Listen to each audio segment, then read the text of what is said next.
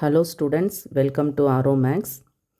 இந்த வீடியோவில் நம்ம 9th அளவியல் சாப்டர் பயிற்சி 7.1ல் 6வது கணக்கு பார்க்க போகிறோம். கொஸ்டின் பாருங்கள். படத்தில் நிழலிடப்படாத பகுதியின் பரப்பை காண்க. ஸோ இப்போ சிறிய பகுதி மட்டும் நிழலிட்டு காட்டியிருக்காங்க, ஷேர் பண்ணியிருக்கிறேன் எல்லோ கலரில். ஸோ இது போக மீதி நிழலிடப்படாத பகுதி, இந்த ஒயிட் கலரில் பிளாங்காக இருக்கு இல்லையா, இந்த பகுதியினுடைய பரப்பு நமக்கு கேட்டிருக்காங்க. அப்போ நம்ம என்ன பண்ணணும், இந்த படத்தினுடைய முழு வடிவம்னு பார்த்திங்கன்னா ஏபிசி அப்படின்ற ஒரு பெரிய முக்கோணத்துக்குள்ளே ஒரு சிறிய ஒரு முக்கோணம் இருக்குது. இந்த பகுதி வந்து நிழலிட்டிருக்காங்க. ஸோ நம்ம கேட்டிருக்கிறது நிழலிடப்படாத பகுதியினுடைய பரப்பு. அப்போ இந்த பெரிய முக்கோணம் ஏபிசியின் பரப்புலேருந்து நமக்கு தேவையில்லாத நிழலிடப்பட்ட பகுதியினுடைய பரப்பை நம்ம என்ன செய்கிறோம், கழிச்சிட்டோன்னா நமக்கு தேவையான நிழலிடப்படாத பகுதியின் பரப்பு நமக்கு கிடைக்கும். ஸோ அப்போ முக்கோணம் ஏபிசியின் பரப்புலேருந்து முக்கோணம் ஏபிடியின் பரப்பை நம்ம என்ன செய்யணும், கழிக்கணும். ஸோ இப்போ ஏபிடியின் பரப்புன்னு பார்க்கும்போது இங்கே என்ன வகையான முக்கோணம், இங்கே ஒரு சிம்பிள் கொடுத்துருக்குறாங்க நமக்கு. இங்கே 90 டிகிரி செங்கோணத்துக்கான அடையாளம் கொடுத்துருக்குறாங்க இங்கே. அப்போ இங்கே இந்த இடத்துல கோணம் 90 டிகிரி இருக்குதுன்னு அர்த்தம். இப்போ 90 டிகிரி இருக்கிறதுனால இந்த முக்கோணம் நம்ம வந்து செங்கோண முக்கோணம் நம்ம வந்து முடிவு பண்ணலாம். ஸோ இப்போ செங்கோண முக்கோணம் சொல்லும் பொழுது 2 பக்கம் இருக்குது. அப்போ மீதி உள்ள இன்னொரு பக்கத்தை நம்ம பிதாகரஸ் தேற்றத்தை பயன்படுத்தி கண்டுபிடிக்க முடியும். இப்போ 90 டிகிரிக்கு எதிரே உள்ள இந்த பக்கம், இந்த ஏபின்ற பக்கம் என்னவாக இருக்கும், கர்ணமாக இருக்கும். 90 டிகிரிக்கு எதிரே உள்ள பக்கம் என்னது, கர்ணம். ஸோ கர்ணம் கண்டுபிடிக்க என்ன ஃபார்முலா, நீங்கள் இதே போல் ஷார்ட்டாக எழுதுங்க. ஏடி ஸ்கொயர்ட் ப்ளஸ் பிடி ஸ்கொயர்டுன்ற மாதிரி கூட வேண்டாம். ஸோ கர்ணம் வேணும்னா மீதி உள்ள 2 பக்கங்களையும் நம்ம வந்து வர்க்கப்படுத்தி ரூட் எடுக்கணும், சரிங்களா. அப்போ ரூட் ஆஃப் பக்கம் ஸ்கொயர் ப்ளஸ் பக்கம் ஸ்கொயர். ஒரு பக்கம் வந்து 12, இன்னொரு பக்கம் 16. அப்போ root of 12 square plus 16 square. 12 ஸ்கொயர்னு என்ன அர்த்தம், 12 இருமுறை போட்டு பெருக்கணும். 12 × 12 144. 16 ஸ்கொயர்னால் 16 × 16. சில நேரம் நீங்கள் அவசரத்தில் 16 2ஐயும் பெருக்கி போட்டுருவீங்க. அப்படி போடக்கூடாது. 16 ஸ்கொயர்னால் அடுக்கில் என்ன நம்பர் இருக்கோ அத்தனை முறை கீழே இருக்க நம்பரை என்ன செய்யணும், போட்டு பெருக்கணும். 16 அடுக்கு 3 அப்படின்னா 16 3 முறை போட்டு பெருக்கணும், சரிங்களா. இப்போ 16 அடுக்கு 2, அப்போ 16 × 16 2 முறை பெருக்குனிங்கன்னா 256. ஸோ இப்போ இதில் 2ஐயும் கூட்டினீங்கன்னா 400. 400க்கு ரூட் எடுங்க. 4க்கு ரூட் எடுத்திங்கன்னா அதை 4 × 100ன்னு பிரிக்கலாம். 4க்கு ரூட் எடுத்திங்கன்னா 2, 100க்கு ரூட் எடுத்திங்கன்னா 10. இப்போ ரூட் வேல்யூ எடுக்கும் பொழுது இதை மறுபடியும் நம்ம 2 முறை போட்டு பெருக்கும்போது 20ஐயும் இன்னொரு 20ஐயும் பெருக்குனிங்கன்னா என்ன கிடைக்கும், 400, சரிங்களா. அப்போ ரூட் வேல்யூ எடுத்தாச்சு, கர்ணம் கிடச்சிருச்சு நமக்கு. இப்போ நம்ம என்ன கண்டுபிடிக்கணும், நிழலிடப்படாத பகுதியினுடைய பரப்பு.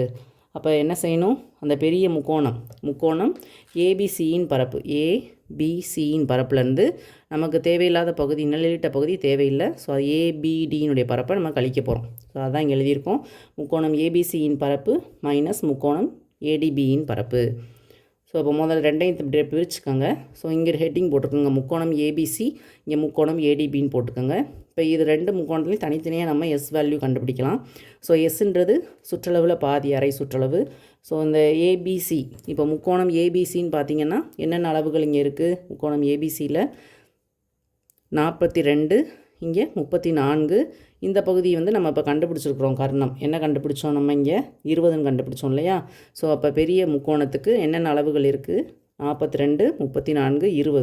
3ஐயும் கூட்டுங்க. இது ஏபிசி வேல்யூ. இந்த 2ஆல் என்ன செய்யணும், வகுக்கிறோம். அதே போல் முக்கோணம் ஏடிபியில் பார்த்திங்கன்னா அதே formula a + b + c/2. So அந்த சிறிய வகையான முக்கோணத்துக்கு இங்கே பாருங்கள், அதில் என்னென்ன அளவு இருக்குது, 12 சென்டிமீட்டர், 16 சென்டிமீட்டர், கர்ணம் கண்டுபிடிச்சது 20 சென்டிமீட்டர். ஸோ அதையும் இங்கே அதே போல் பிரதியிட்டுருங்க. ஸோ இதெல்லாம் கூட்டினீங்கன்னா இங்கே 48 வரும். இங்கே எல்லாத்தையும் கூட்டினீங்கன்னா 96/2. இப்போ அடி கொடுங்க. 4 2 8, மீதி 1 16, 8 2 16. So S = 48 centimetre. இங்கே S = 24 சென்டிமீட்டர்.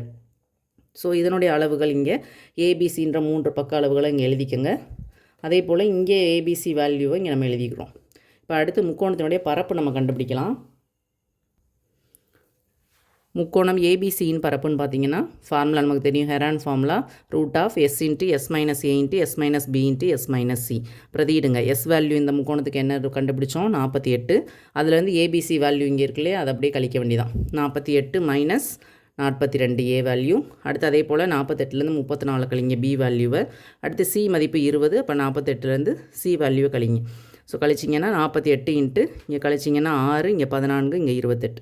ஸோ அதே போல் இந்த முக்கோணத்துக்கும் இதே போல் ஃபார்முலா நம்ம என்ன செய்கிறோம், பிரதியிடுறோம். எஸ் மதிப்பையும் இங்கே இருக்கக்கூடிய ஏபிசி வேல்யூ 20, 16, 12ன்னு வரிசையாக இங்கே பிரதியிட வேண்டியதான். ஏபிசிக்கு பதிலாக எஸ்ஸுக்கு பதிலாக எஸ் மதிப்பு 24 பிரதியிடணும். ஸோ இங்கேயும் அதே போல் கழிச்சிங்கன்னா இந்த வேல்யூஸ் வருது.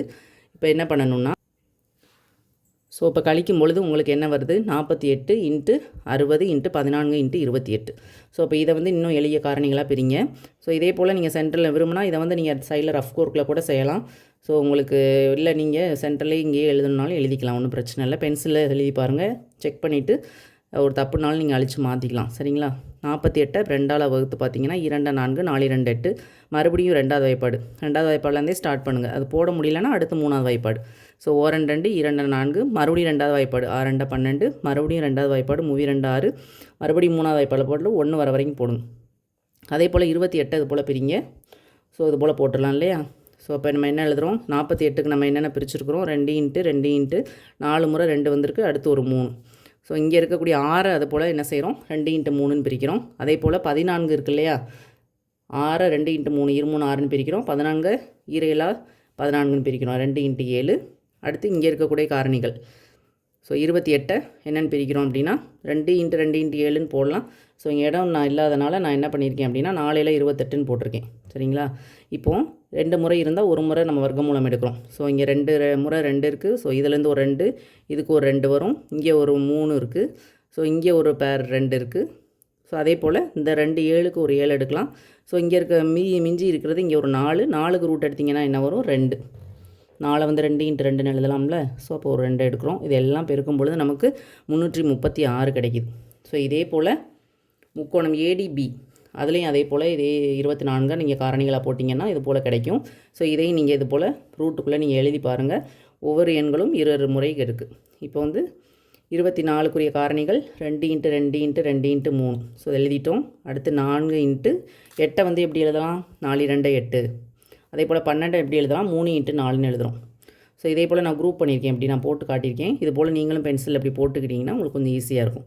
ஸோ எல்லா நம்பர்ஸில் வந்து நம்ம 2 முறை இருக்கிறதெல்லாம் ஒரு முறை எடுத்து பெருக்குனிங்கன்னா 96 கிடைக்கிது.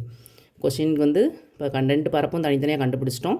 ஸோ நிழலிடப்படாத பகுதியின் பரப்பு ஈக்குவல் டு 2 முக்கோணத்தினுடைய பரப்பும் முக்கோணம் ஏபிசியின் பரப்புலேருந்து முக்கோணம் ஏபிடியின் பரப்பை என்ன செய்கிறோம், கழிக்கிறோம். ஸோ 336லேருந்து 96 கழிச்சிங்கன்னா 240 சென்டிமீட்டர் ஸ்கொயர். ஸோ இப்போ இதில் வந்து நமக்கு ஏடிபியின் பரப்பை வந்து நம்ம வந்து ஹெரான் ஃபார்முலா பயன்படுத்தி தான் கண்டுபிடிக்கணும்னு அவசியம் இல்லை.